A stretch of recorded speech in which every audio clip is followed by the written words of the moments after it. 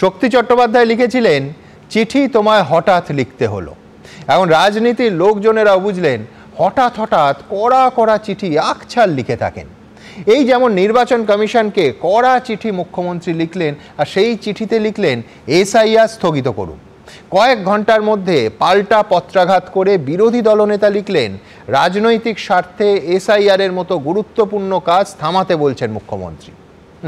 এখন রাজনীতির পাকে চক্রে এসব পত্রযুদ্ধ চলতেই থাকে। আমরা এসব নিয়ে রসিকতা করি বলে আবার এই নতুন কেসের চিঠি দেবেন না প্লিজ। দেখুন, কেস দেবেন না প্লিজ।